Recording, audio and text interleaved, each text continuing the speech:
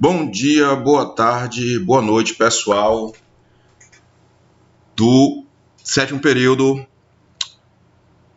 dando continuidade ao nosso estudo sobre a administração da produção e operações, certo? Na aula passada, antes disso, vamos dar aqui um adendo, né, do que a gente já estava a falar sobre hoje.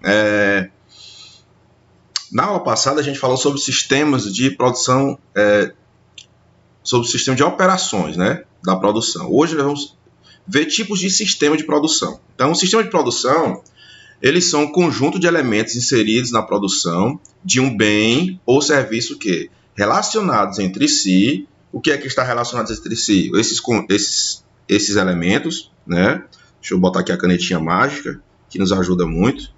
Então, é um conjunto de elementos inseridos. Então, esses elementos eles estão relacionados entre si e chegam ao resultado final de acordo com as especificações pré-estabelecidas do início do projeto. O projeto é esse, professor, o projeto de produção de produto, bem ou serviço. Existe uma relação a respeito da definição do tipo de processo utilizado em manufatura de produtos e serviços, ou seja, da fabricação, da produção em si, né? Todas as vezes que vocês verem esse termo aqui, a manufatura é isso, ok? É a produção em si, é a fabricação, considerando características distintas de volume e variedade. Inclusive, volume, a gente finalizou a aula falando sobre isso, né? Processos cujo resultado é um bem, o resultado é um bem, são chamados de processos de transformação, pois alteram a estrutura, forma ou composição inicial da matéria-prima, né? Eu vou pegar algo de estrutura diferente, de forma ou de composição inicial diferente, né? Pode ser denominada matéria-prima, insumo, seja lá o que for. Vou passar por um processo de transformação, ok? E aí eu vou ter a saída, que é o produto, bem ou serviço.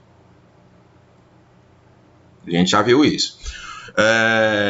Os de serviço são processos de transferências, pois há transmissão de conhecimento ou tecnologia. Exemplo, processo de transferência de conhecimento é esse aqui que eu estou fazendo com vocês agora, certo? Não deixa de ser. Eu tenho o conhecimento adquirido e estou processando na aula e o produto vai ser a assimilação do assunto por vocês, ok? Vamos dar continuidade. Então, mais ou menos inteirados do assunto, vamos ver os principais tipos de sistemas de produção. Na aula passada, mais uma vez falando, a gente falou sobre o sistema de operações, né? Aqui são os tipos de sistema de produção. Lá era operações, não sistemas. Então, vamos lá. Diversos autores, na verdade, classificam e subdividem os tipos de sistema de produção em diversas maneiras. Então, se vocês forem estudar literaturas diferentes, né, diversos livros de gestão de produção, vão ter outras classificações, nem sempre vão ser as mesmas. Mas algumas delas são as mais comuns, que estão presentes em todas elas, né? São essas aqui que a gente vai elencar. Produção de linha ou contínua, produção em lotes, produção de projetos únicos, produção por encomendas e produção enxuta, o sistema Toyota, que inclusive, junto com essa aula, vou disponibilizar dois vídeos, um falando sobre o Fordismo, né, que a gente vai ver aqui um pouquinho dele, como funciona no processo de produção em linha ou contínua, e um outro falando sobre o sistema, o Toyotismo, certo? É imprescindível que vocês assistam esses vídeos para vocês se inteirarem dos assuntos, porque são assuntos que vão certamente estarem presentes na avaliação, ok? Vamos dar continuidade então. Então vamos lá. O primeiro, que é a produção em linha ou produção contínua.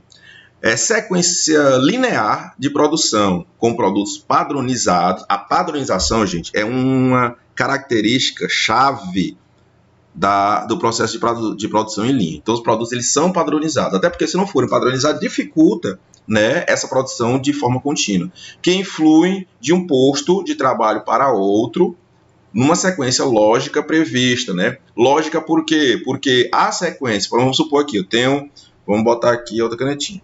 Então, eu tenho aqui a atividade, eu tenho aqui a esteira. Aí aqui eu tenho um A. A executa alguma função na produção, né? E aí ele passa para B.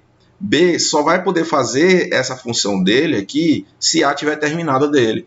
E assim sucessivamente. E B faz a dele e depois passa para C. E C só vai poder fazer depois que B tiver feito. Ok? Então vamos lá. Então, por isso que a sequência é lógica prevista. Prevista por quê? Porque ela está projetada.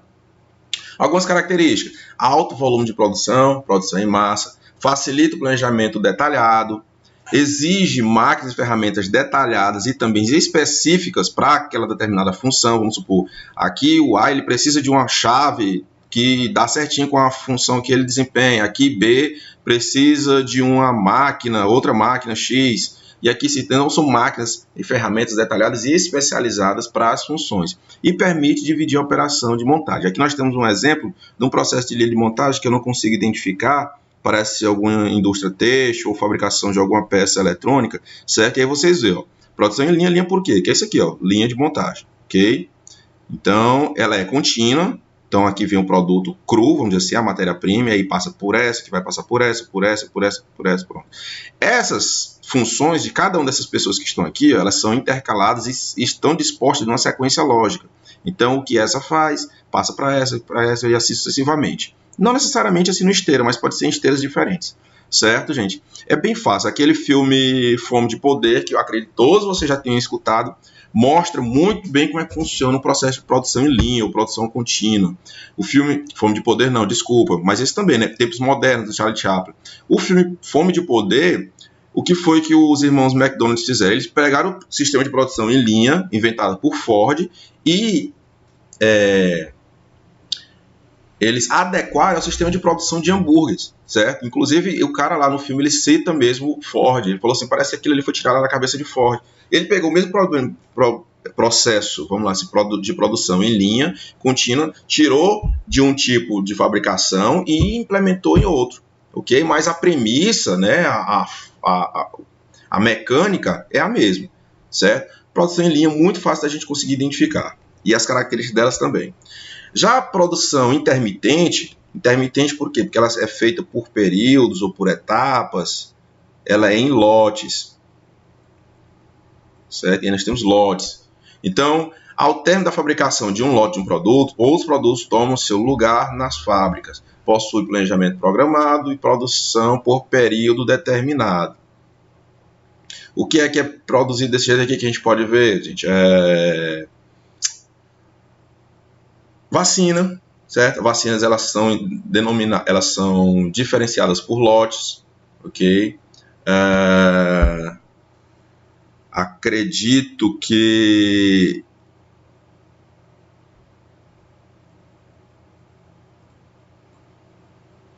a indústria farmacêutica também trabalha com esse tipo de sistema de produção. Então é isso, é como se fosse a produção em linhas, só que seriada. Ela não é de maneira direta, né? Ela é intermitente. Certo? E aí é por períodos programados, né? E depois de fabricação daquele lote, passa para a fabricação do próximo lote. Algumas características. A capacidade de produção de produtos com características distintas, então eu posso, o lote X, fabricar tal produto, no segundo lote fabricar, pode ser um tipo, uma vertente do produto, né? Uma outra linha de produtos, ou outro produto.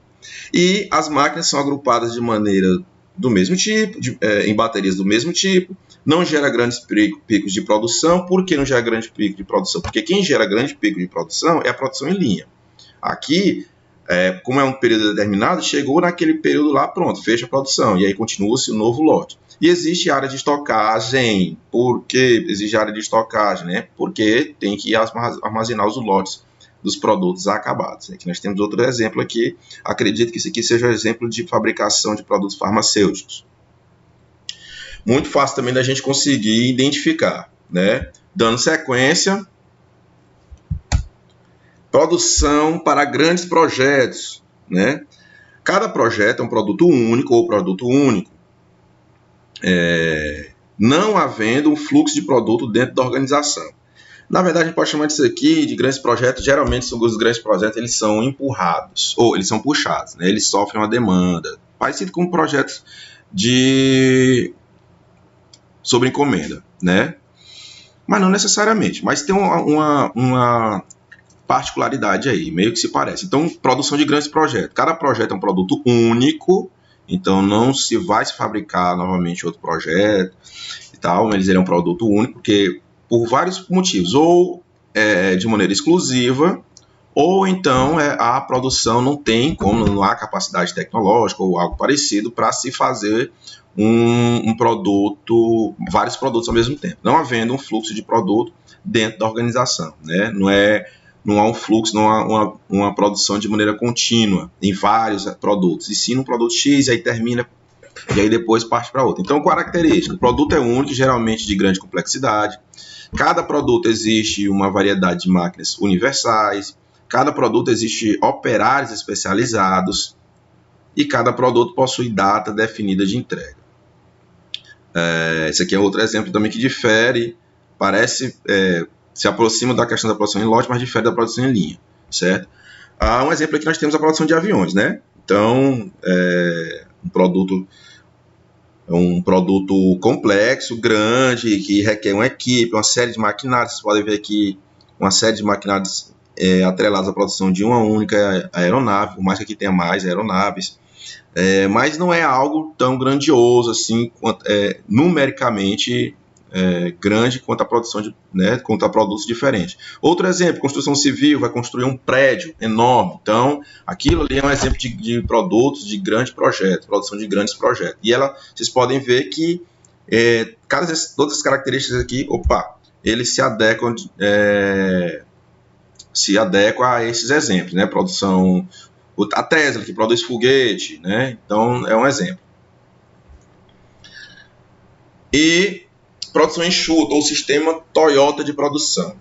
O sistema Toyota de produção ele tem como foco a análise do processo produtivo, com o objetivo de detectar e eliminar os desperdícios da cadeia produtiva. Começou a ser desenvolvido a partir da visita de Eiji Toyota, filho do fundador e então diretor da Toyota, à fábrica Rouge da Ford nos Estados Unidos. A produção capaz de suprir as necessidades de ampla variedade e curta vida útil de produtos de qualidade assegurada de trabalho de acordo com a demanda e redução de custos. Essa questão da redução de custos é uma característica imprescindível ao sistema toyotismo. Por que é que eu não vou me aprofundar muito nele aqui? Eu vou dar mais algumas experiências ou alguns conceitos a mais, eu não vou aprofundar porque é um dos vídeos adjacentes aí que eu vou postar também, e vocês devem assisti-los para poder se inteirar mais do assunto, certo?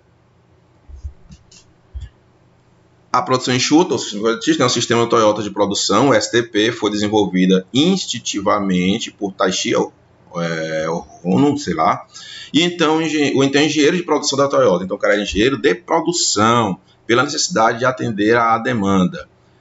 O processo chamado just in time significa a parte certa, no tempo certo e na quantidade certa. Isso aqui, ou seja, é logística pura e simples, just in time. A parte certa, ou seja, a peça certa, no tempo certo, na quantidade certa, no local certo. Fluxo de nivelamento de produção. Busca nivelar o ritmo de produção entre os diversos processos do fluxo de valor para reduzir o estoque e aumentar a produtividade dos processos. Busca também o aumento da produtividade no processo, certo? Mas a redução máxima de desperdício. E nós temos aqui, não necessariamente um sistema de produção, mas uma técnica, que é a técnica Kanban, certo? A técnica Kanban é uma técnica de acompanhamento do sistema de produção. Significa quadro de sinalização e tem como objetivo indicar. Isso aqui, gente, não é um sistema de produção, certo? É um sistema de acompanhamento ou de gestão da produção. Então, a técnica Kanban é um quadro de sinalização e tem como objetivo indicar o que, quanto e quando é necessário produzir. Kanban é um termo de origem japonesa e significa literalmente cartão ou sinalizador. Este é um conceito relacionado com a utilização de cartões, né, os post-its, para indicar o andamento dos fluxos de produção em empresas de fabricação em série.